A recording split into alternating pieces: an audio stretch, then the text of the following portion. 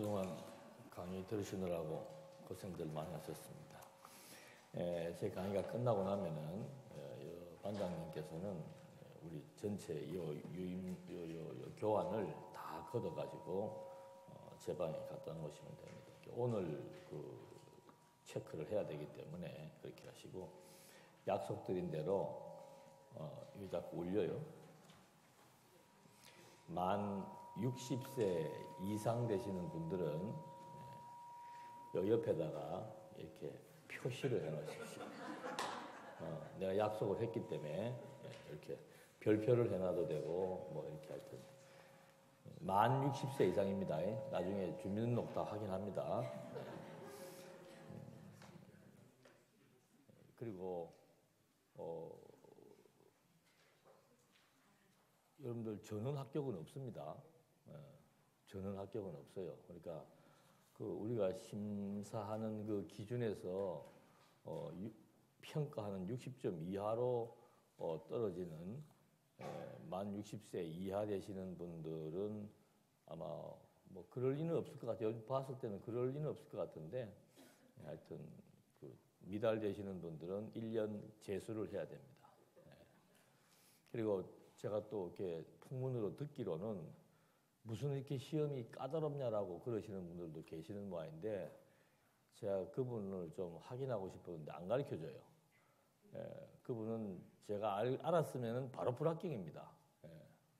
까다롭고 안 까다롭고 시험 치는 수험생이 그런 게 어디가 있어요. 그리고 지금 제가 봤던 이때까지의 시험 중에서 이번에 시험 치시는 분들이 시험은 가장 약하게 보는 겁니다. 그 강의 내용은 가장 좋게 하시는 거고, 이 필답 내용은 가장 약하게 하는 겁니다. 그러니까 그렇게 아셔서, 사실은 이건 그냥 우리들끼리 어떤 그 약속을 지키기 위한 하나의 관리일 뿐이고, 정말 시험은 그게 더 무서운 거예요. 여기 이게 중요한 게 아니고, 정말 하나님 앞에서 내가 합격자로서의 삶을 살아갈 수 있는 점, 그게 더 무서운 거지. 저희들이 오늘 지나면 이제 다 뭐 끝이에요. 시험 끝나고 나면. 그러나 하나님은 계속 여러분들을 시험을 하십니다. 그걸 우리가 잊어버리면 안 될 겁니다. 요한 1서 3장 1절 3절 보라 아버지께서 어떠한 사랑을 우리에게 베푸사 하나님의 자녀라 일컬음을 받게 하셨는가. 여기에 제일 중요한 것은 하나님의 자녀로 일컬음을 받는 겁니다. 그러니까 여러분, 우리는 뭐 하나님의 자녀고 하나님의 성도고 하니까 하나님을 아예 의식하지 않고 이렇게 행동하거나 말하거나 살아가시는 분들이 많은데, 그건 이제 하나님께서 적절하게 교육을 하실 것이라 믿고, 여러분 오늘 마지막 시간에는 직분자의 자세입니다.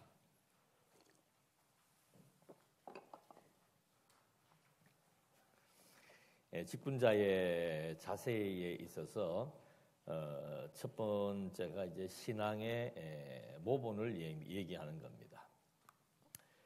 모본을 보인다라고 하는 것은 이제 사실은 여기 고린도후서 2장 14절에 보면은 어린아이가 부모를 위하여 재물을 저축하는 것이 아니요 이에 부모가 어린아이를 위하여 한다.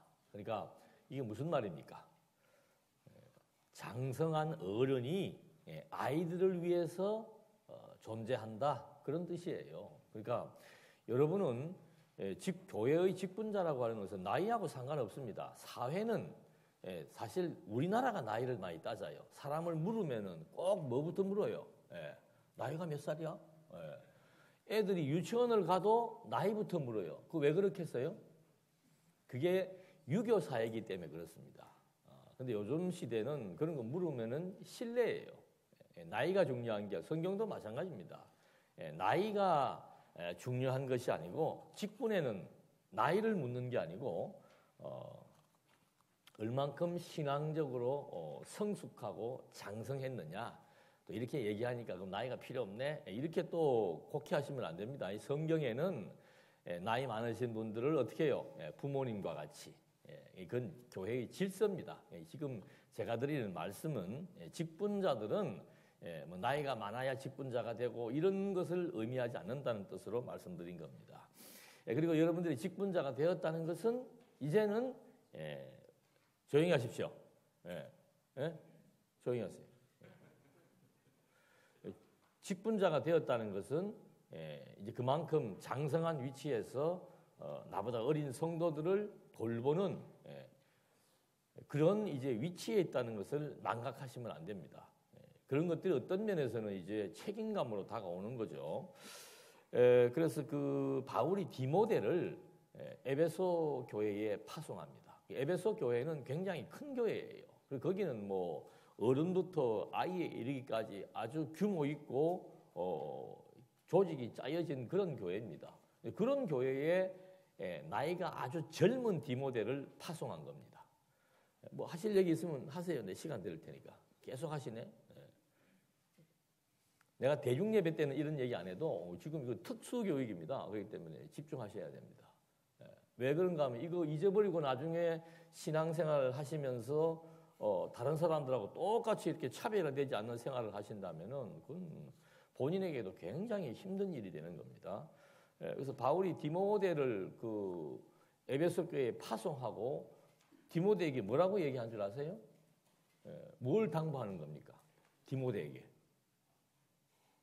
너 나이가 어리니까 사람들한테 업신여김을 받으면 안 된다. 그러면 업신여김을 안 받으려면 어떻게 해야 됩니까? 누가 제일 막내예요? 빨리 손 들어봐요. 누가 제일 막내예요? 업신여김을 안 받으려면 어떻게 해야 돼? 교회에서. 내가 나이가 지금 제일 어리단 말이에요. 아이고 새끼 권사네 이제 막 그런다고. 어떻게 할 거예요? 열심히 잘해야지. 머리가 역시 젊으니까 잘 돌아가. 디모데에게 당부한 것은 오늘 왜 이렇게 앞에서 자꾸 신경 쓰게 하시나? 60세 이상 뺍니다. 그러면 이제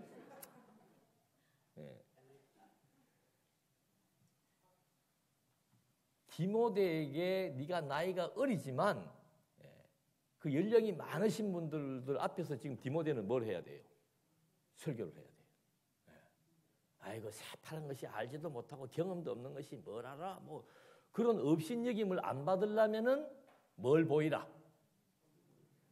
모본을 보여라. 네가 나이는 어리지만 교역자로서 또는 장로로서 권사로서 감히 다른 사람들이 업신여기지 못할 만큼의 뭘 갖추라? 자세를 갖추라 그 말이에요. 뭐 나이 많은 사람들은 나이 많은 사람이 가르치고 젊은 사람은 그거는 성경에 그런 건 없습니다. 교회는 나이하고 상관없습니다. 그러나 나이하고 상관이 있는 것은 어른들을 어른으로 모시는 질서의 의미를 갖추는 거고 교회의 직분에는 엄밀하게 말하면은 나이의 기준은 성경에는 없습니다. 그러니까 우리가 사회적 통념에 의해서 장로는 몇 세 이세, 뭐 권사는 몇 세 이상 뭐 이런 거를 정했을 뿐이지 여러분 30대에 사장하시는 분 있어요 없어요? 있습니다. 사회에서 큰 규모 있는 회사를 꾸려나가는 30대 40대가 있는데 교회에서 30, 40대가 장로할 수 있어요 없어요? 얼마든지 할 수 있죠. 그래서 이런 것들을 이제 정말 성경대로 제대로 교회에서 하시려면은 여러분들 스스로가 사람들에게 무시받지 않고 경시받지 않으려면은 더더군다나 교회에서 아이고 교인들이 내 말을 안 따라줘요. 이제 그런 말 나올 거예요 좀 있으면 이제 왜 안 따라주는 거겠어요? 나이가 어려서 아니에요. 아주 정말 성도로서 권사로서의 품위, 장로로서의 품위를 갖추면은 나이하고 상관없이 그분의 그 품위에 존중할 수밖에 없는 겁니다. 그래서 이게 직분자의 그 첫 번째 신앙의 모본이라는 것은 그만큼 중요한 의미가 있습니다. 그러기 위해서 모본을 보이기 위해서는 첫 번째가 직분에 충실해야 되는 거죠. 저는 이제 가끔 이렇게 무슨 큰 강의가 있고 이렇게 TV를 한 번씩 이렇게 보면 꼭 하나님이 그 TV를 통해서 아주 좋은 그 아이디어를 주시는 게 있어요. 얼마 전에도 이제 엊그저께도 한번 보니까 영국의 그 귀족들 또는 영국의 왕실 이런 데는 뭐 아무나 귀족이 될 수 없죠. 그런데 거기에 그 종을 치는 분이 한 분 있었어요. 이 종을 치는 집사가. 근데 이분이 평생 죽을 때까지 정말 종치다 죽었다고 그래요. 죽는 순간까지 자기의 임무에 충실한 거예요. 사실 그 귀족들이 볼 때 종치는 사람은 뭡니까? 천민이에요. 아주 보잘것없는 사람이에요. 근데 그 사람이 죽는 순간까지 자기의 일에 충실해서 종을 치고 이렇게 딱 거기에서 숨을 걷는 그것을 보고 그 귀족들이 회의를 해서 그 사람을 왕실에다가 묻히고 그리고 귀족 신분을 이렇게 하사했다라고 하는 그 얘기를 TV에서 한번 하더라고요. 아, 이거 참 괜찮은 예화가 되겠구나. 여러분, 제가 이 시험 얘기를 하면서 하나님의 그 이름을 거론한 이유, 하나님이 시험하신다는 말씀을 드린 이유는 이건 하나의 관례입니다. 교회에 있는 어떤 정치, 행정적인 관례에 불과하지만 정말 우리의 삶, 우리의 시험은 하나님 앞에서 본다라고 하는 거. 그래서 자기에게 맡겨진 일에 최선을 다하고 충실히 할 때. 근데 여러분, 우리가 이게 사람들이 모르는 것 같지만은 다 알아요. 어떤 분들은 이제 뭐 이렇게 자꾸 대중 앞에 서가지고 마이크 잡으면은 이제 잘 모르시는 분들은 아, 저분은 참 몇 분 대단한갑다 보지만 사실은 음지에서 일하시는 분들이 많습니다. 근데 그게 언젠가는 다 드러나요. 그래서 저는 그 젊은 직장인들한테도 그런 얘기들을 가끔 해주는데 상사들의 눈치를 보지도 말고 상사들의 비유 맞추기 위해서 너무 보기 싫게 이러지도 말고 그냥 당신의 일만 당당하게 하세요. 그러면은 나이가 든 상사들은 아, 이 사람은 내 혀가 찌그러서 좋지만 결정적으로 중요한 일, 결정적인 일에서는 바보 같지만 그런 처신을 잘 못하는 것 같지만은 자기 자리에 서서 묵묵히 일하는 그 사람을 정말 제대로 된 상사는 그 사람을 픽업한다. 그건 뭐 누구나 마찬가지일 거예요. 그런 것처럼 우리가 늘 사람 앞에서 일하지 않습니다라고 얘기를 해도 아, 나는 사람 앞에서 일하지 않아요. 그러면 사람들이 칭찬하거나 인정해 주지 않아도 마음에 서운함이 있어요, 없어요? 없어야 되지. 있으면은 누구 앞에서 한 거예요? 사람 앞에서. 이게 제가 드리는 말씀은 뭐 너는 안 그러냐? 저도 그래요. 그럴 때가 있어요. 이거는 사람이 완전한 사람은 없지만은 그래도 직분을 실행하는 정말 아름다운 기준, 아름다운 자세 이것이 무엇인지는 우리가 알자 이 말이죠. 그래 혼자 시험에 들다가도 빨리 그 시험으로부터 탈피할 수가 있죠. 그래서 그 자기 직분에 충실한다라고 하는 이것은 정말 의미 있는 일이다. 그 다음에는 이제 발전적인 성장입니다. 발전적인 성장. 여러분들은 권사가 되고 장로가 되시고 뭐 집사가 되시고 하면은 이제 그것으로 신앙이 끝났다고 생각하시는지 모르지만은 집사의 일을 잘한 자들은 믿음의 담력을 얻는다 그랬습니다. 그 말은 뭔가 내가 직분을 가지고 열심히 교회 일에 최선을 다하다 보니까 이거 정말 이 일을 하나님이 하시는 거에 대한 그 확신을 얻는다는 거죠. 그러니까 신앙이라고 하는 것은 일을 하면서 성장하는 겁니다. 앉아가지고 공부만 한다고 신앙이 성장하는 게 아니에요. 신앙은 반드시 이론과 경험이 같이 병합되어졌을 때 제대로 된 성장을 하는 거죠. 그래서 그 발전적인 성장 이것은 그래서 하나님께서 이스라엘 백성들 광야로 불러내기 전에 하나님에 대한 교육들을 뭐 많이 시켰죠. 그러나 광야로 불러내 가지고 40년이라고 하는 세월을 경험하게 합니다.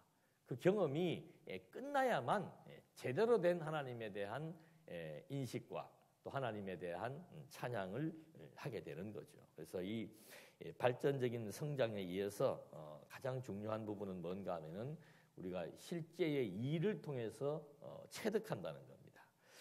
디모데 전서 4장 14절 15절의 말씀에 보면은 내 속에 있는 은사, 바울이 지금 디모데에게 하는 겁니다.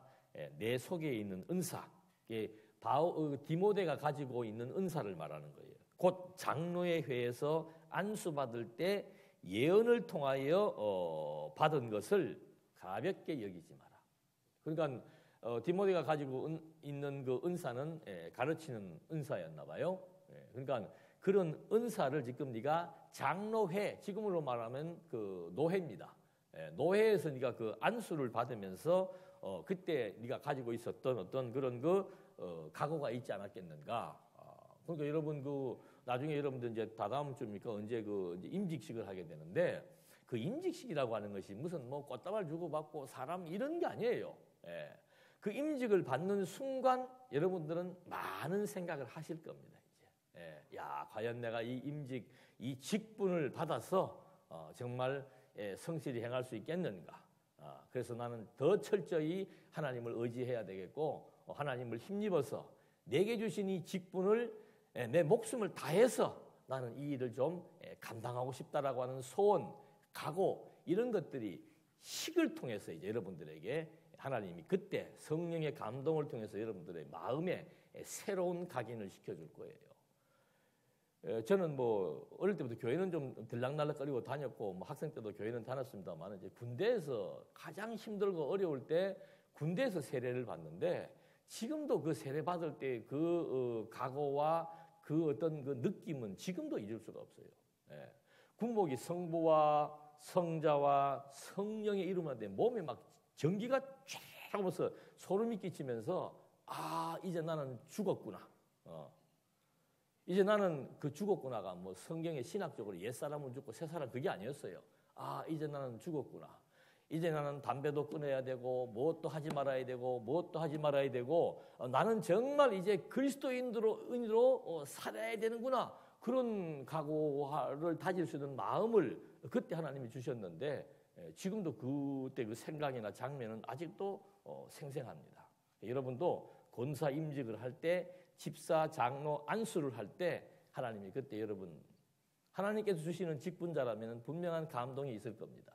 아무 감동이 없다면은 이거 하나님이 주시는 것이 아닌가 보다라고 생각하시면 돼요. 분명한 감동이 있을 거예요. 그래서 이 직분에 충실한다라고 하는 것은 그런 의미가 있고 그래서 그렇게 그 받은 직분을 가볍게 여기지 마라 이 말입니다. 이건 무슨 명예직이나 교회에서 불려지는 호칭, 나이 많은 사람들은 권사, 나이 많은 남자들은 장로 그런 호칭이 아니라는 거. 호칭도 아니고 계급도 아니고 이건 완전한 봉사직입니다. 처음부터 계속 지금 강조드리는 거예요. 그래서 모든 일에 이 모든 일에 네가 하나님으로 받은 그 은사 그거 네가 지금 안수 받을 때 네가 지금 마음에 다짐했지 않느냐 그 다짐 가볍게 여기지 마라. 그러면서 이 모든 일에 전심전력 마음과 힘을 다해서 너의 성숙함을 모든 사람에게 나타나게 하라. 이 말은 확실히 드러내도록 네가 맡은 은사에 대한 충실함을 다해라. 그게 성장과 더불어 주어지는 거라 그 말입니다. 그러니까 마지막 가서 그 사람의 평가는 교인들로부터 주어지고 1차적으로 근본적으로는 하나님으로부터 주어지는 거예요. 그러니까 사람이 누가 보든지 말든지 내가 무슨 권사이기 때문에 무슨 일들이 주어졌기 때문에 저는 가끔 여기 물론 조직사회 여기도 조직이죠. 조직사회이기 때문에 그런 걸 봅니다만은 아이고 나는 이제 은퇴했으니까 끝. 그럼 빨리 올라가셔야죠. 왜 여기 왔다 갔다 하시면서 은퇴하셨으니까 끝이라 그래요. 행정적인 일은 없어도 마침 다 앉아 계시네. 우리 원로 권사님들 일을 찾아서 할 수 있어요 없어요? 얼마든지 많이 있습니다. 왜 손을 그렇게 놓으려고 그래요? 손 놓으면 하나님이 바로 불러갑니다. 할 일 없는데 여기 있으면 뭐 할 거예요? 그렇기 때문에 이 직분자들은 정말 자기의 그 성숙함 그리고 그 맡은 일에 대한 최선의 노력 이것은 뭐 기본이죠. 그래서 제가 그 지금 질문을 받은 그 당사자는 아마 잊어버리지 않을 거예요. 업신여기지 않는다? 연세 드신 분도 마찬가지예요. 내가 맡은 바 직분에 대해서 충실하거나 성실하지 않으면은 요새 젊은 사람들이 뭐 건성으로 인사할 줄은 몰라도 마음으로부터 나오는 존중, 존경 그거는 없어지게 되는 거죠. 자기가 맡은 은사는 하나님이 그 은사를 주었을 때는 그 은사에 대한 책임을 다할 수 있는 것까지 하나님이 주셨기 때문에 그분에게 권사나 장로나 집사의 일을 맡기시는 것이 성경적인 원리입니다. 그러니까 다윗도 처음부터 신앙이 좋은 사람은 아니었죠. 나중에 그 사울에 의해서 쫓겨다닐 때 다윗이 쫓겨다니면서 막 살기 위해서 먹기 위해서 정신병 들린 사람처럼 행동을 하기도 하고 나중에는 골리앗이 갖고 있던 그 칼을 날 좀 달라고 그래요. 내가 지금 피난 가니까 내 목숨을 부지하기 위해서. 처음에는 골리앗이 칼 들고 나올 때 뭐라고 그랬습니까? 너는 칼 들고 나왔지만 나는 조그만한 돌멩이 들고 나간다. 한번 해볼까? 왜? 나는 여호와의 힘으로 나가기 때문이다. 그러니까 그런 신앙들이 이제 다윗도 그런 신앙들이 나중에 정말 구체화될 때는 이런 세 차례의 시련을 거치게 되는 거죠. 그래서 그런 그 어려움들의 과정들을 결국은 거치게 되면서 다윗도 뭐 많은 일들 겪잖아요. 처음에 사울이 죽이려고 그러니까 도망 다녀. 나중에는 그 남의 아내까지 통간을 해서 자기 아내로 만들어.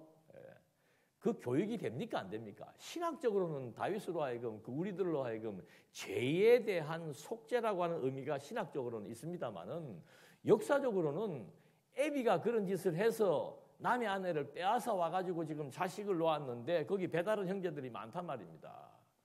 그 자식들이 나중에 자식들끼리 그러잖아요. 배다른 자식들끼리 서로 또 나쁜 짓을 하잖아요. 그럴 때 애비가 돼가지고 이놈의 자식들하고 뭐라 해야 되는데 말할 수 있어요? 없어요? 말 못해요. 양심 있으면 말 못하지요. 피눈물을 흘리는 거예요. 나중에 이제 또 결국은 아들이 아버지의 그런 왕권까지 찬탈을 하는 그런 뼈아픔을 겪고 그 다음에 이제 성숙되는 신앙이 되어 나가는 거죠. 여호와는 나의 목자시니 내게 부족함이 없다. 나는 정말 부족하고 흠이 많은 존재지만 여호와께서 그런 일련의 아픈 시련의 과정들을 통해서 내 신앙을 이렇게 견고하게 키워나가셨다. 하나님은 모든 만사를 구비하시는 분이니까 나는 이제 내 집과 나에게 관련된 구원의 역사에 대해서 나는 염려하지 않겠다. 뭐 이런 것들이 다 성숙된 신앙이에요. 그러니까 한 1년 뒤에 한번 재시험을 치러봤으면 좋겠어. 1년이나 2년 뒤에 무슨 시험을 치르는가 하면은 가정에서 여러분들에게 치르는 게 아니고 여러분들의 자녀를 제가 몰래 불러가지고 야 아버지가 장로되고 나더니 네가 볼 때 2년 동안 무엇이 변했어? 어머니가 권사가 되고 나더니 2년 지나니까 뭐가 변했어? 똑같아요? 그럼 휴직하셔야 돼 진짜로. 변할 수밖에 없죠. 변할 수밖에 없는 이유는 장로, 권사, 집사님들은 일반 성도님들보다 가장 중요한 말씀이 생활화가 돼야 되는 겁니다. 여러분 여호수아에게 하나님께서 가나안 땅을 정복시키기 전에 여호수아에게 무장을 시킵니다. 그 무장시키는 내용 중에 하나가 뭔가 하면은 너는 율법을 주야로 묵상하라. 율법을 내 입에서 떠나지 말게 하라. 그러니까 율법이라고 하는 것은 유대인들에게 율법은 완전히 그 사람들의 정신세계를 의미하는 겁니다. 그 사람들의 사상을 의미하는 거예요. 그 사상은 뭔가 입을 띄면은 뭐가 나와요. 그래서 그 사람들은 입을 띄면은 여호와가 나올 수밖에 없도록 밥을 먹을 때도 일을 할 때도 옷을 입을 때도 전부 이방인들과 다 차별을 시킨 거예요. 왜 자식이 물을 거 아니에요. 아버지 우리는 왜 이런 옷을 입어야 돼요?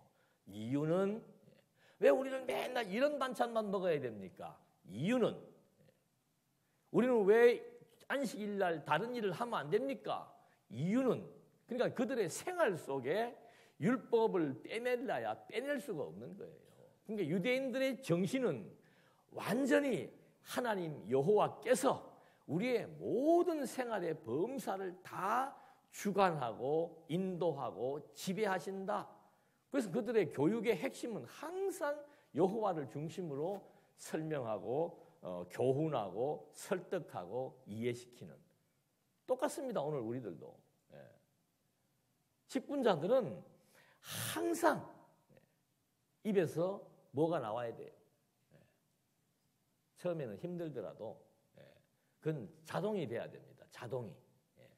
뭐 어느 분들은 뭐 목사들은 누르면 나온다 그러는데 누른다고 안 나와요. 그런 정도의 입에서 늘 하나님이 의식화되어야 그 다음부터는 범사의 모든 것에 대해서 하나님을 기준으로 하나님에 의해서 하나님이라고 하는 그 단어와 함께 우리들의 행동과 자세들이 변화가 생긴다는 거죠. 그러니까 진짜입니다. 여러분들은 말씀을 뭐 요즘 시대가 바빠가지고 일주일에 한 번밖에 못 듣는 그런 거 갖고는 정말 가장 큰 결격 사유예요. 이거는 누가 뭐 감시하는 게 아니잖아요. 그냥 여러분들이 그냥 말씀이 엊그저께 어떤 청년이 저한테 그래요. 목사님, 처음에 제가 이 성경 개론을 봤을 때는 공부가 아주 쉬울 것 같더래요. 근데 공부를 좀 몇 개 더 해보니까 이게 할 게 너무 많더래. 그래서 이거를 막 질려가지고 이걸 어떻게 해야 되나 하면서 성경 공부를 어떻게 해야 됩니까? 라고 묻더라고요. 이런 걸 좀 숙제로 내드려야 되는데. 어떻게 해야, 성경 공부 어떻게 해야 됩니까? 그래서 자기가 1년에 뭐 무슨 과목 아니면 800시간 된답니다. 강의 내용들이 우리가. 800시간의 강의 내용을 어떻게 구분해가지고 어떻게 하길래 야 그거 아무짝에도 쓸모없다. 너 1년에 몇 개 듣는다 하면은 그 몇 개 때문에 도리어 시험에 들고 그 몇 개 때문에 힘들어진다. 어떻게 하라고 얘기했을 것 같아요? 매일 그런 방법을 얘기한 게 아니에요. 공부하는 게 재밌어야 된다. 그거면 끝. 공부하는 게 재밌어야 된다. 재밌으면은 뭐 몇백 시간 이런 거 생각도 안 난다. 그냥 재밌으니까 시간 날 때마다 듣고 듣는데 내가 한 가지만 얘기할게. 재밌으니까 듣는데 반드시 메모를 해라. 젊은 청년이니까 네가 컴퓨터에 네 노트를 만들어라. 어느 날 네 노트가 창세기부터 계시록까지 네가 만든 노트가 완성되었다면은 그건 정말 최고의 공부다. 최고의 학생이다. 최고의 우등생이다. 듣는 공부는 나가는 순간 잊어버립니다. 듣는 공부는 나가는 순간. 그래서 우리가 이렇게 여기서 계속 한 소리를 또 할 수 있는 거예요.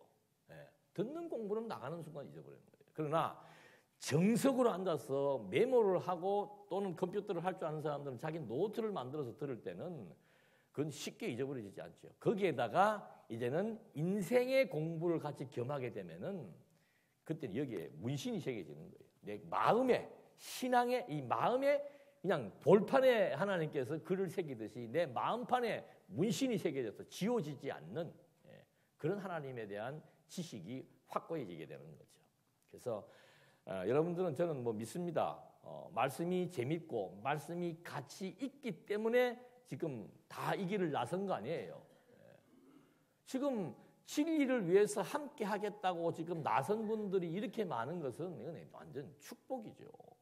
우리 모두에게 같이 이 길을 가야 되기 때문에 혼자 가는 길은 외롭고 쓸쓸해서 못 갑니다. 뭐 신앙이 뭐 대단히 좋은 사람들이나 나 혼자 간다 그러지만 나 혼자 가는 경우가 없어요. 바울도 항상 감옥에 가 있던 산속에 가 있던 옆에 뭐 항상 사람들과 함께 있습니다. 사도행전 봤잖아요. 도시를 옮겨서 어디를 가도 거기에 누가 또 마중을 나옵니다. 그래서 함께 이번 그 사경의 주제가 복음과 함께인데 함께 가는데 함께하는 동력자가 이렇게 많다는 것은 뭐 이북도 치고 올라갈 수 있어요. 그 정도로 이게 막강한 세력이라 이 말입니다. 복음의 세력입니다. 그래서 여러분들의 그 발전적 신앙을 위해서 여러분들이 무엇을 해야 될 것을 순차적으로 아셔야 됩니다. 두 번째는 완전한 봉사입니다. 완전한 봉사. 봉사라고 하는 정의는 남의 짐을 지는 겁니다. 봉사는 남의 짐을 지는 겁니다. 그래서 여러분들이 권사, 집사, 장로, 목사 이런 모든 직분을 봉사직이라고 얘기하는 거예요. 남의 짐을 지는 것이고 또 한 가지 더 추가한다면은 약점을 담당하는 겁니다. 교회 성도들의 약점을 담당하는 거예요. 뭐가 취약점인지 그런 것들을 담당하는 거. 그래서 자세는 이 성경에는 서로 봉사라고 나와 있는데 서로의 원뜻은 뭔가 하면은 스스로란 뜻이에요. 이 번역을 조금 세련되지 못하게 한 거예요. 서로 봉사는 봉사의 자세는 뭔가 하면은 스스로 봉사를 내자로 줄이면 뭐예요? 자원봉사지요. 봉사는 자원이에요. 이럴 때 자원이란 말을 쓰는 거예요. 일하겠다고 선언해놓고 뭐 내가 하고 싶으면 하고 말고 싶으면 말고 그런 게 자원이 아니고 이 봉사는 자세가 자원봉사다. 봉사의 원리는 뭔가? 하나님의 공급하시는 힘으로 한다. 이게 무슨 뜻이에요, 여러분? 봉사의 원리가 하나님의 공급하시는 힘으로 한다는데 이게 무슨 말이에요? 하나님이 뭐 봉사하려고 그러면 뭐 어제 밤부터 나한테 기운을 줘가지고 벌떡이는 나가지고 막 주일날 교회 올 때는 막 힘이 더 솟구쳐서 일하는 거예요? 그런 거예요? 그러면 저 같은 경우에 주일날 절대 어디 아프면 안 되죠. 하나님의 주시는 힘으로 봉사한다. 그럼 아프면 하나님의 주시는 힘이 아닌가? 하나님의 주시는 힘. 여러분 힘써 여호와를 의지하라. 또 그 앞에 힘써 여호와를 알자. 우리의 힘은 어디로부터 나오는 거예요? 하나님에 대한 확신으로부터 나오는 겁니다. 세상 사람들의 힘은 뭐로부터 나와요? 여러분 세상에 발 담그고 안 사는 사람처럼 그렇게 가만히 계시면 안 됩니다. 세상 사람들의 힘은 어디로부터 나와요? 돈, 명예, 권력, 때로는 자식 이런 것들로부터 힘을 받는 거예요. 야, 우리 자식이 이번에 검사 패스했어. 그 힘으로 움직일 수 있지요. 근데 성도들의 힘은 그런 것들이 없어도 사도 바울은 도리어 그런 것들을 패해버리잖아요. 찌꺼기를 여기잖아요. 사회적인 신분이나 자기의 어떤 재력이나 자기의 태생적 가문이나 이런 거 다 사람들은 다 그거 쫓으려고 열심히 죽기 살기로 사는데 바울은 얻었던 것을 도로 다 버려버리는 거예요. 왜? 그것보다 더 폭발력이 강한 하나님의 힘이 있기 때문에. 그건 하나님에 대한 확신이지요. 그래서 그 확신, 그래서 앞에 말씀드린 대로 그런 하나님의 확신을 가지려면은 늘 앉으나 서나 율법이 우리의 입에서, 말씀이 우리의 입에서 떠나면 안 되고 낮밤으로 주야로 말씀을 묵상하고 생각하고 공부하는 그런 과정이 없으면은 그건 뭐 일을 지속적으로 할 수가 없습니다. 그러니까 여러분들 보면 어떤 분들은 막 처음에 막 직분 받아갖고 한 1년 열심히 하다가 한 2년쯤 지나가면 또 이제 슬슬 이게 줄어들어. 그 다음에 나중에 좀 연수가 차이면 고참이다 그래갖고 계속 뒷짐만 지고 왔다 갔다 하고 이런 경우들이 생기는데 여기는 이제 반대로 됐어. 연세 드신 분들이 그냥 딱딱 어디 포지션에 잡아가지고 앞서버리니까 이게 지속력이라고 하는 것은 말씀의 힘 아니면은 지속력이 생길 수 없습니다. 왜 그런가? 여러분 봉사는 반드시 봉사의 동력은 뭔가 하면은 은혜의 감동이에요. 그 은혜의 감동은 내 삶의 가치 판단에 의해서 나오는 겁니다. 그러니까 하나님의 힘으로 봉사한다는 말은 진리의 말씀에 의해서 하나님께서 가치롭게 여기시는 것이 무엇인지에 대한 가치 판단. 사도 바울도 그거 아니에요. 부활하신 그리스도를 만나고 난 다음에 내 인생의 가치가 하나님의 영광, 하나님의 나라에 있다. 그것으로 바뀌고 나니까 그거 바뀌는 그 순간부터 죽을 때까지 사도 바울은 흔들림이 없었다는 거죠. 그래서 그런 가치관이 형성되어야만 하나님의 힘으로 그 가치관이 형성되어야만 은혜의 감동이 생기고 그 감동이 식지 않아야 내가 봉사하는데 지속성을 유지할 수 있다라고 하는 그것을 여기서 밝혀주고 있는 겁니다. 그래서 이 봉사라고 하는 것은 그 히브리서에 보면은 그런 얘기를 합니다. 그 히브리서 기자가 모세는 바로의 공주의 아들이라 칭함을 받기를 거절하고 여러분 공주의 아들로 칭함을 받는다는 것은 그 신분이 완전히 기적입니다. 그리고 생활도 왕궁 생활이에요. 근데 그거를 거절하고 백성과 함께 고난받기를 했다. 백성과 함께 잠시 고난받는 그것이 잠시 동안 죄악의 날을 누리는 것보다 더 가치로웠다 이 말이지요. 내가 왕궁에서 살아가는, 왕궁에서 정말 육체의 소욕대로 살아가는 그런 죄악의 삶보다는 하나님의 백성과 함께 고난받는 삶이 내게는 더 가치롭다. 그래서 그리스도를 위하여, 하나님의 영광을 위하여 받는 수모를 도리어 모든 애굽에서 주어진 모든 보화보다 더 큰 재물로 여겼다. 그런 재물관이 바뀌어야 됩니다. 고난을 받고 수모를 받는 그것이 풍부한 재물보다 훨씬 더 가치롭다라고 하는 성경적인 재물관, 성경적인 가치관이 올바르게 형성되어야만 봉사자로서 하나님의 은사를 그리고 하나님의 열심을 제대로 다 발휘할 수 있는 거죠. 그래서 봉사한다라고 하는 것은 마음은, 그러니까 봉사의 직접적인 요인은 은혜의 감동이라 그랬습니다. 그 은혜의 감동이 있으면은 몸은 힘이 들어도 어떻게 해요? 일이 재미가 있는 거예요. 근데 은혜의 감동이 떨어지면은 일은 어쩔 수 없이 한다 하더라도 자꾸 입에서 뭐가 나와요? 투정이 나오고 불평이 나오고 불만이 나올 수밖에 없는 거예요. 여러분, 이 히브리서 기자가 모세가 왕궁에서 누릴 수 있는 그러한 그 귀족 생활과 풍요의 재물보다 하나님의 백성과 함께 고생과 고난을 하는 그것이 더 가치롭다.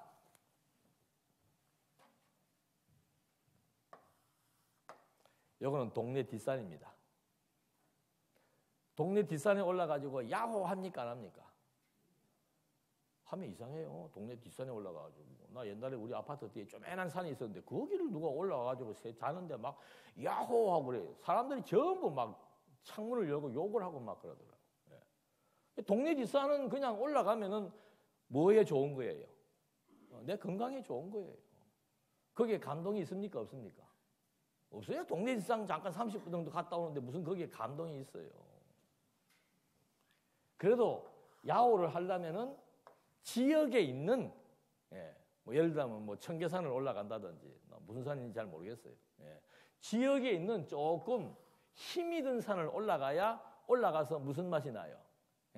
야호하고 막 시원하고 하는 그런 맛이 나는 거죠. 왜? 이 길이 어땠기 때문에. 힘이 들었기 때문에. 근데 여러분, TV에 가끔 보면은 세계에서 제일 높은 설산, 히말라야를 올라가죠.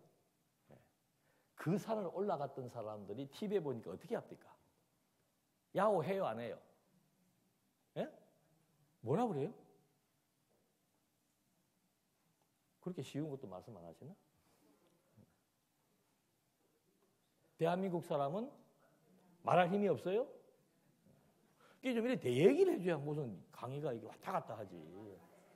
너무 또 한꺼번에 할 게 뭔 말인지 모르겠어. TV에 보니까 대한민국 만세를 해요. 만세하면서 웃어요, 울어요? 근데 슬퍼서 울어요? 기뻐서 울어요? 왜 기뻐요? 죽을 고생을 하고 올라갔는데 배고픔과 사투를 버리고, 거기는 많이 먹으면 안 돼요. 초콜릿 먹고 올라간단 말입니다. 추위와 사투를 버리고 동상으로 손발을 나중에 갔다 오면 다 자르는 사람도 많아요. 수염이 다 얼잖아요. 이렇게 다 폼으로 기르는 게 아니고 깎을 수가 없으니까 이렇게 나는 거예요. 올라가다가 동료가 어떻게 해요? 추락해서 죽어요. 본인도 여기 가면 갈수록 산소가 부족해서 숨을 못 쉬어요. 100m 올라가는데 뭐 엄청난 시간이 소요되는 거예요. 그러니까 여기 완전히 죽을 고생을 해서 정상에 도달했을 때, 아, 내가 건강을 위해서 왔다, 이런 생각 안 들어요. 여기에는 내가 어떤 산악인한테 물어보고, 당신은 왜 산에 올라갑니까? 그러니까 거기에 산이 있기 때문에 그래요. 누가 내가 만약에 나는 산악인이 아니라도 당신은 왜 산에 올라간다고 생각하십니까? 라면 뭐라고 말하겠어요? 거기에 뭐가 있기 때문에.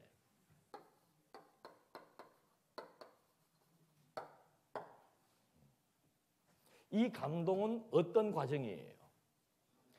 죽을 만큼 힘들었던 과정이 있는 만큼 정상에 올라갔을 때 뭐가 넘쳐요? 감동이. 그게 감동의 눈물이에요. 여러분, 이 사람도 자원에서 올라가는 거예요. 교회의 봉사직이라고 하는 것은 그러니까 오직에 쓰면 애매한 고난이라 그러겠어요. 예? 나는 지금 열심히 교회 봉사를 했는데 애매하게 욕먹는 일, 애매하게 애매하게 오해받는 일, 예? 또 애매하게 뭐 이렇게 수근수근 당하는 일을 당하는 것도 있고, 뭐 여러분 신앙인으로서 일반인들은 겪지 않는 일을 겪을 때가 얼마나 많습니까? 그때 여러분은 어때요? 어떻게 참아요? 저도 그걸 신앙으로 제대로 못 참아가지고 이제 목회가 끝날 쯤 되니까 그냥 이가 다 그 전에 안 좋았던 게 이제 지금 치료를 하는 거예요. 사람이니까 사람이 제일 힘든 게 뭔가 하면은 뭐예요? 나는 말씀만 전했을 뿐인데 온갖 모함의 소용돌이에 들어갈 때 그것도 내가 무슨 떼돈을 벌려고 하는 것도 아니고 여러분도 똑같잖아요. 교회 나와서 봉사한 거예요. 근데 왜 억울한 소리를 듣냐 이 말이에요. 사도 바울은 뭐라고 얘기하는가 하면은 나는 내 이 직분을 많은 사람들로부터 우습게 여기지 않게 하기 위해서 그의 모습은 초라하죠. 우습게 여기지 않게 하기 위해서 나는 배고픔, 매맞음, 고문, 모욕, 수치 온갖 것을 다 뭐 했노라? 참았노라. 그럼 바울은 어떻게 참았겠어요? 그래 뭐 하나님 붙이면 물론 답은 다 되는데 구체적으로 바울은 어떻게 참았겠습니까? 여러분 바울이 그 자기의 그 사역을 거의 마칠 때가 되고 임종이 가까워왔을 때 디모데에게 자기의 삶을 뭐라고 정리합니까? 나는 선한 싸움을 뭐하고? 다 싸워. 내가 달려갈 길을 뭐예요? 다 달려가고. 끝까지 뭘 지켰다? 믿음을 지켰다. 사도라고 하는 직분이 많은 사람들로부터 욕먹지 않게 하기 위해서. 그건 직접적인 이유입니다. 근데 바울이 이런 길을 가면서도 마음의 기쁨, 찬송, 감사를 유지할 수 있었던 것은 산악인은 산에 올라갔다가 감동 팍 하고 그 다음에 어떻게 해야 돼요? 하산. 근데 우리 성도들은 우리의 일생이 산악인하고 똑같습니다. 더군다나 여러분들 직분자들은 이건 완전히 일하고 뭐 하는 거예요? 그걸 당연한 줄 알아야 돼요. 일하고 욕먹는 거를 당연한 줄 알아야 돼. 고생하고 고생했습니다 소리를 듣는 게 아니고 뭔 일을 그따위로 해야 하는 소리를 당연히 듣는 것이 당연한 줄 알아야 된다니까요. 왜 그럴까요? 왜? 막판에 뭐가 있어요? 그러니까 세상 일 등반가들은 내려오지만 우리는 이 정점, 최고의 인생의 마지막 종점에 도달하면은 어디로 가요, 이제? 일로 입문한다니까, 이쪽 세계로. 바울은 이걸 알잖아요. 바울은 이 세계를 눈으로 봤잖아요. 그러니까 디모데에게 내가 이렇게 살아왔는데 이제 그 말은 우리는 이걸 이 수평으로 얘기해갖고 여기까지 살다가 죽었다 이렇게 생각을 하는데 아니에요. 정말로 힘든 가면 갈수록 힘든 고비들이 많죠. 그렇게 일생을 봉사의 직임을 감당하며 하나님의 사람으로서 많은 일들을 해치고 여기에 왔다는 거죠. 이제 후로는 내게 뭐가 있어요? 의의 면류관, 생명의 면류관. 나뿐만 아니고 모든 성도들에게, 이 길을 걸어왔던 모든 성도들에게 의의 면류관, 생명의 면류관. 제가 좀 더 구체적으로 말씀드릴까요? 자, 이 산악인이 여기 올라갔을 때 얼마나 감동합니까? 왜 감동합니까? 너무도 힘든 과정을 겪었기 때문에. 여러분, 우리의 인생길이 힘들면 힘들수록 마지막 순간에 엄청난 은혜의 감동이 넘친단 말이죠. 그걸 극대화시켜주는 게 뭔가? 여기는 눈물 흘리면 혼자 감동의 눈물 흘리고 내려오지만 우리가 인생길 마감하고 여기에 들어갈 때 누가 환영한다 그랬습니까? 천군 천사가 환영을 한다 그랬어요. 그리고 하나님께서 감동의 눈물을 흘리고 있을 때 눈에 눈물을 닦아주면서 착하고 충성한 종이었구나. 너는 정말 그 힘들고 어려운 고비들을 잘 견뎠구나. 그게 하나님의 위로예요. 그게 칭찬이에요. 그게 영광이에요. 이에 대한 믿음이 우리에게 없다면은 우리는 이 일을 하는 게 너무 힘이 든 거예요. 몸 힘든 걸 말하는 게 아니에요. 마음의 은혜와 감동이 없는 거죠. 내가 뭐 때문에 이런 일을 하고 살아야 돼?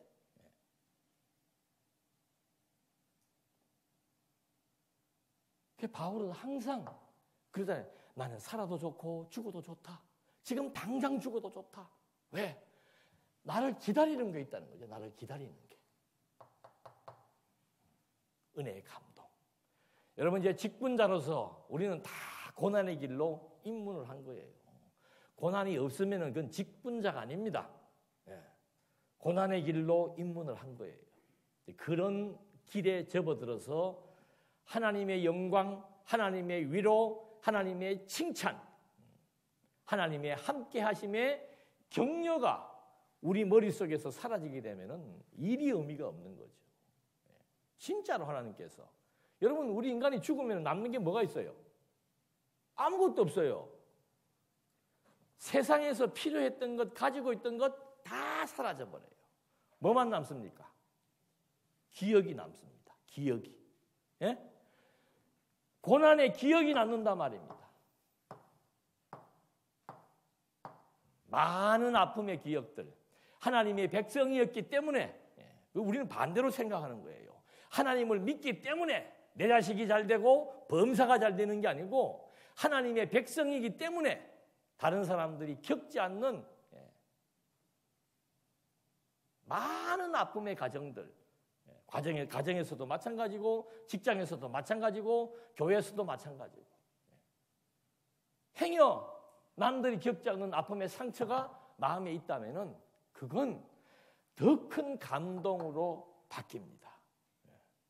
그래서 바울이 현재의 고난은 장차 나타날 영광과 비교가 안 된다는 거죠. 여기에서 느끼는 감동, 이것과 비교가 안 된다 이 말입니다. 좁은 동산 하나 올라가가지고 와 태극기 들으면 이상한 거예요. 자식을 통한 아픔, 뭐 가정을 통한 아픔, 남편을 통한 아픔, 돈을 통한 아픔, 뭐 사람을 통한 아픔 많지요. 우리 그리스도인들이 바라볼 종착점, 그때 발생되어질 하나님의 축복, 하나님의 위로, 이것이 진정한 우리의 삶의 시작이라고 하는 것.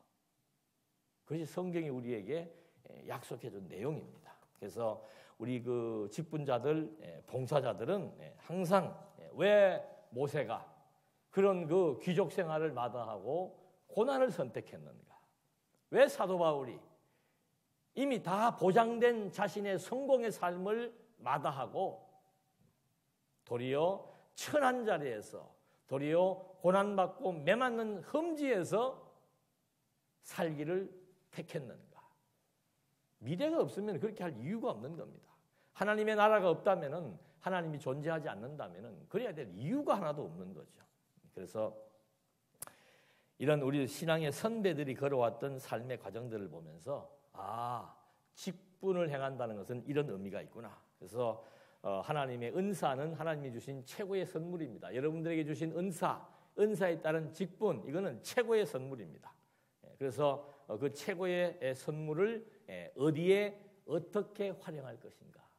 저는 그 참 놀랐어요. 그 영재 이런 거 발굴하는 프로그램이 있더라고요. 보니까 10대 소년인데 그 아나운서가 걔 이제 뭐 과학 소년이에요. 근데 이제 뭐 다 묻다가 자, 이제 우리 당신의 꿈은 뭡니까? 여러분 뭐라고 그러겠어요? 그 청년이 앞으로 뭐 엄청난 과학자가 될 그 청년인데 당신의 꿈은 뭡니까? 당신은 도대체 뭘 생각합니까? 라고 하니까 뭐라고 얘기했겠어요? 난 놀랐어요.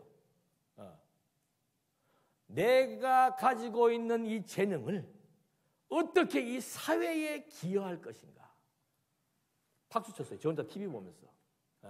저런 젊은이가 대한민국에 많으면 많을수록 한국은 과학적 재능을 가지고도 내가 어떻게 사회에 기여할 것인가를 생각하는 그것이 봉사자들이 가지고 있는 직분, 하나님의 직분은 더 말할 것도 없는 거죠. 여러분이 주어진 그 직분, 아무나 권사라고 부르지 않잖아요. 아무나 장로라 부르지 않잖아요. 나가보십시오. 아무리 돈을 많은 재벌 회장 보고도 장로라 불러요, 안 불러요? 그 사람 뭐냐? 회장이라 부르는 거예요. 회장은, 사장은 열심히 노력하면 대부분의 많은 사람들이 할 수 있는 일입니다. 장로는 전 세계에서 장로는, 권사는, 집사는 숫자가 그렇게 많지 않아요. 그래서 그 직분에 대한 가치, 봉사직이다 하는 것은 뭐라고 그랬습니까? 나를 위한 것이 아니고 남을 위한 것. 내게 주신 하나님의 이 엄청난 재능을 10대 소년이 어떻게 해야 사회를 위해서 내가 이것을 쓸 것인가를 고민하는 것처럼 여러분이 오늘 저녁에 가셔서 그건 여러분의 마음의 시험이에요. 나는 앞으로 교회를 위해서, 복음을 위해서 어떻게 내가 기여할 것인가 한번 생각해 보십시오. 내게 주신 재능이 있는데, 내게 주신 은사가 있는데 나는 그것을 갖고 어떻게 기여할 것인가. 시간이 짧으네요. 또 한 가지 더 예를 들게요. 시간이 없으니까. 이 열심, 하나님의 열심은 아무나 열심 나는 게 아니에요. 제가 내가 너무 TV를 많이 보는 사람으로 또 오해되겠네. 계속 TV 본 얘기를 해가지고. 저는 TV 보는 시간이 있어요. 그때는 막 그냥 아무것도 안 하고 누워서 그냥 돌리고 그냥 뭐 그러다가 잠들고 그건 쉬는 시간이에요.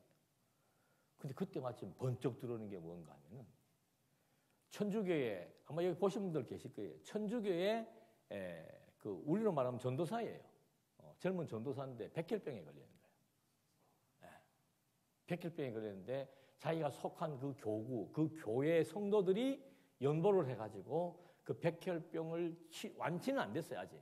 치료받을 수 있는 그런 이제 그 수혜를 받은 사람이에요. 그러니까 이 사람이 자기가 성도들로 받던 그 수혜를 통해서 사랑의 헌신과 위로를 받아본 거죠. 그러니까 무슨 생각을 하겠어요? 나도 언제 죽을 줄 모르는데 나도 나보다 약자들을 위해서 내가 할 수 있는 무언가를 하고 싶다 그러고는 필리핀으로 간 거예요. 여러분 필리핀에 가면은요 고아원이 무지하게 많습니다. 왜냐하면 필리핀은 성의식이 없어요. 나는 그 필리핀 가서 시장에 갔는데 13살, 4살 된 애가 아기를 안고 있길래 자기 동생인 줄 알았어. 그랬더니 딸이래, 자기 딸이래. 그러니까 고아원이 얼마나 많겠습니까? 복지원이 얼마나 많겠어요. 거기를 이 신부 전도사가 간 거죠. 가가지고 그 어린 애들 초등학교 1학년, 2학년 막 전부 상처받은 애들 아니에요. 열등감, 막 패배의식, 부모로부터 버림받았다라고 하는 그런 힘든 감정, 그런 애들을 그냥 계속 본인이 어루만지면서 사는 거예요. 그리고 약을 얼굴에 뭐가 막 나고 막 그 약 기운 때문에 혼자 약을 먹으면서 그 애들을 돌보는데 자기는 그게 너무 좋대요. 우리는 내 자식도 잘 못 돌보잖아. 그게 너무 사랑스럽대요. 그 결혼도 안 한 총각이. 그리고 또 돈이 조금 모이면 그거 가지고 가장 필리핀의 그 쓰레기장 옆에 사는 그 오지에 가가지고 한국에서 온 약품을 갖고 거기 가서 약을 나눠주는 거예요. 그게 행복하답니다. 그런데 놀라운 사실은 그 복지원에서 자란 청년 하나가 마닐라 대학을 다닌대요. 거기에서 그런 그 사랑의 감동을 먹고 자란 청년 하나가 마닐라에 있는 대학 복지학과를 들어간 거예요. 자기도 그렇게 하고 싶다는 거죠. 그리고는 이 친구가 알바를 해가지고 번 돈이 있으면은 그걸로 피자를 사가지고 어디로 오겠어요? 그 원생들이, 요만한 원생들이 오면은 막, 우리나라 말로 막 형아 왔다고 막 몰려오는 거예요. 깨재재 해가지고 몰려오는 거죠. 그럼 뭐 그 피자를 풀어놓으면 자기는 안 먹어도 얼마나 배부르겠어요. 애들이 그걸 보고 막 좋아하는 그걸 보고 더욱더 각오를 다지고 내 인생의 방향을 설정해 나가는 걸 보면서 참 우리는 말씀을 통해서 얻은 것도 많았지만은 어떻게 해요? 이 말씀을 너무 극단적으로 받다 보니까 잃어버린 것도 많구나. 우리는 얼마나 말씀 자랑을 했고 교회 자랑을 했고 자기 자랑을 했고 근데 뭐 이거 무슨 뭐 철의 장막처럼 주계 장막처럼 테두리를 딱 보이지 않는 장막을 딱 쳐놓고서는 그냥 그런 어디서 그런 자신감이 나오는지는 모르겠어. 죽어가는 사람을 보고도 전혀 마음이 동하지도 않고 그것도 신앙이라고 저 사람은 하나님이 저렇게 하신 거야. 이렇게 말하지 마시라니까 제발. 도움 줄 능력이 안 되면은 같이 아파하고 마음으로 아파하고 말을 하지 마세요. 저는 내일 이제 그 오후 시간에 그런 얘기를 좀 할 거예요. 그 빌립보서의 내용이 뭔가 여러분들 미리 말씀드립니다. 빌립보서의 핵심 내용이 뭔지 아세요? 바울이 빌립보서를 다른 서신서들은 전부 다 교리가 다 담겨 있습니다. 빌립보서는 교리가 없어요. 뭐가 있겠어요? 생활밖에 없어요. 어떤 생활? 도움을 주라예요. 복음의 생활 그런 거창한 얘기 하지 말고 막 쉽게 얘기하면 도움 주라 이 말이에요. 지금 배고픈 사람에게 도움 주란 말이에요. 바울이 지금 감옥 가 있고 바울이 목숨 걸고 선교 떠날 때 2번 연보한 빌립보 교회 많이도 안 했어요. 2번 연보한 빌립보 교회를 바울이 첫인사를 뭐라 나는 기도할 때마다 여러분들을 생각하며 감사한다. 그게 우리들이 살아가는 실제 성도들의 삶이어야 됩니다. 우린 여기 들어오면 그냥 말씀 얘기만 했지. 우리 안에서도 지금 쓰러져가는 사람에 대해서도 크게 마음에 변화가 없어요. 우리가 너무도 많은 것을 잃어버렸죠. 그래서 제가 일부러 나이를 구분해서 그런 건 아니었어요. 사람도 어디가 제일 튼튼해야 됩니까? 허리가 제일 튼튼해야 돼요. 축구도 어디가 제일 튼튼해야 돼요? 축구도 포지션이 중심에 있는 허리가 튼튼해야 됩니다. 교회도 어디가 튼튼해야 돼요? 그렇게 비유한다면 교회의 중심이 되는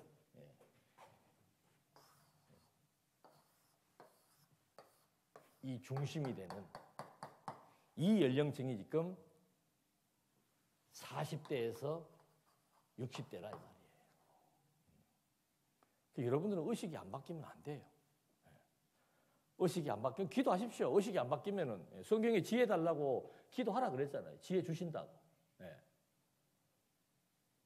여러분들이 다음 세대, 우리 지금 젊은 장로님들, 젊은 집사님들, 10년, 20년 뒤에 이 교회의 앞장을 서서 끌어갈 세대들이란 말입니다. 우리 지금 여기 계시는 젊은 권사님들도. 막중한 거예요. 지금 이 장안교회가 이제 세대 교체를 해 나가고 있잖아요. 그 세대 교체의 중심 인물들이란 말입니다. 선배들의 잘한 것은 본받고, 잘못된 것은 성경을 기준으로 잘못된 것은 나는 저러지 말아야 되겠다. 잘된 것은 저건 정말 아름다운 모습이구나. 나 저분처럼 저렇게 살아야 되겠다.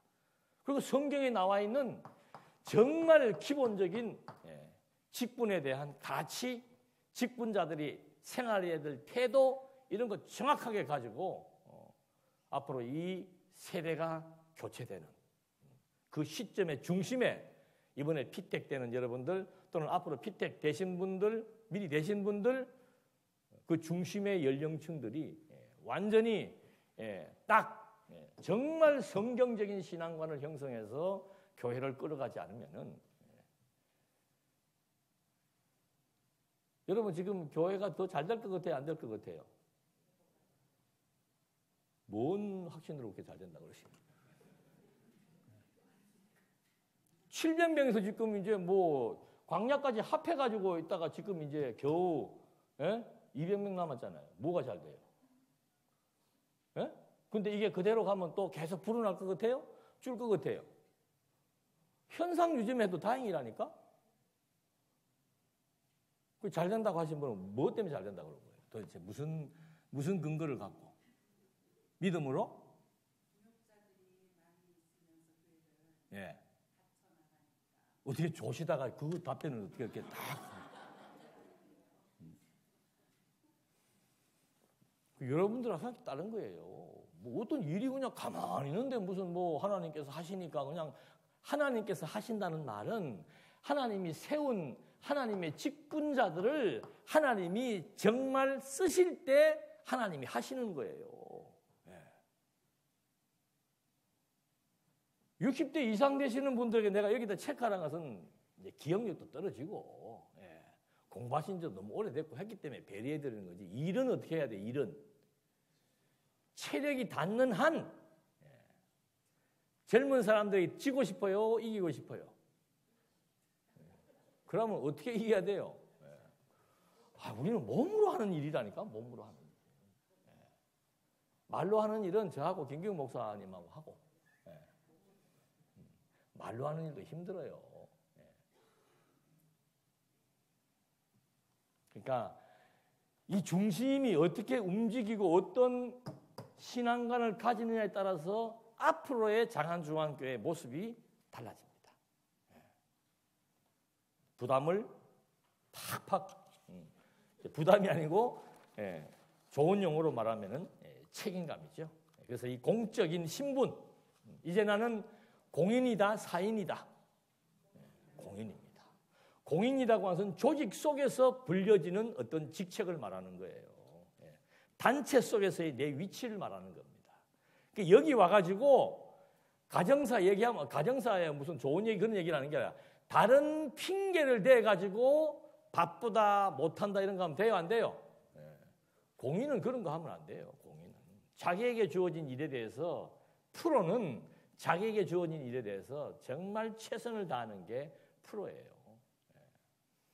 그래서 공적인 신분 제일 먼저는 뭐겠습니까? 지금까지 계속 암시적으로 주어진 게 책임감이에요. 책임감. 일을 맡았으면 어떻게 해야 돼요? 그러니까 처음부터 힘들면 안 맡아야 돼. 뭐 꼭 직분이 아니라도 이제 앞으로 여러분들 주어질 일들이 많잖아요. 나 이번에는 정말 내가 이거 도대체 여러 가지 여건 때문에 안 될 것 같으면은 이거 정말 힘듭니다라고 그걸 공적 회의석상에 내놓으면 회의를 통해서 또 다른 분이 할 수 있잖아요. 하지도 못할 거 무슨 명예도 아닌데 덜렁 맡아갖고는 시작은 어떻게 해요? 시작은 미약하고 나중에 창대해야 되는데 시작은 창대하고 나중은 보이질 않아 어디 갔는지. 책임감이에요. 하다가 못할 수 있어요. 그럴 때는 빨리 그 일을 위해서라도 그 자기들의 그 회의에서 집단에서 그거를 공식화, 공론화 시켜서 교체를 할 수 있도록 그런 것들이 중요합니다. 책임감. 우리는 이 공인이라고 하는 것은 나 혼자 사는 게 아니고 전체가 살아가는 겁니다. 축구 시합을 11명이 하거든요. 그러면 한 명이 잘못돼가지고 빠지게 되면 어떻게 해야 돼요? 10명이 뛰어다녀야 돼요. 10명이. 얼마나 힘들겠어요. 똑같습니다. 어떤 일을 위해서 지금 딱 일이 배당이 되었는데 거기서 한두 사람이 빠진다? 그거 어떡하란 말이에요, 그러면. 나머지 너 한번 주고받라는 거 아니에요. 그런 마음으로 하는 건 아니겠지만은 그만큼의 이 직분자들에게는 처신이 중요하다, 책임이 중요하다. 고린도후서 6장 3절을 고린도후서 6장 3절을 집에 가서 한번 읽어보십시오. 바울이 무슨 말 했는가? 나는 일꾼답게 처신합니다. 그 말을 일꾼답게 처신합니다. 사도답게, 목사답게, 권사답게. 목사가 뭐 저래? 그거는 치욕적인 게 어디 있겠습니까? 목사가 뭐 저따위야? 목사가 뭐 저래? 그건 죽고 싶은 치욕이지요. 바울은 그래서 여러 가지 많은 것들을 참으면서 일했다고 합니다. 두 번째는 통찰력입니다. 통찰력. 교회에서 특별히 더 친한 사람이 있습니까? 없습니까? 있을 수 있어요. 뭐 그것까지 마다하는 거는 그건 공산사이지. 뭐 내가 더 마음이 땡기는 사람도 있고 더 친한 사람이 있단 말이에요.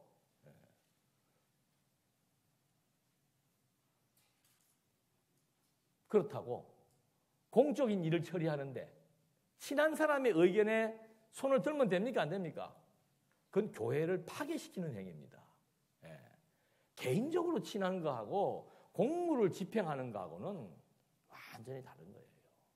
지금 국가에서 그 공무 집행을 잘못해가지고 얼마나 많은 사람들이 지금 쇠고랑 차고 있습니까?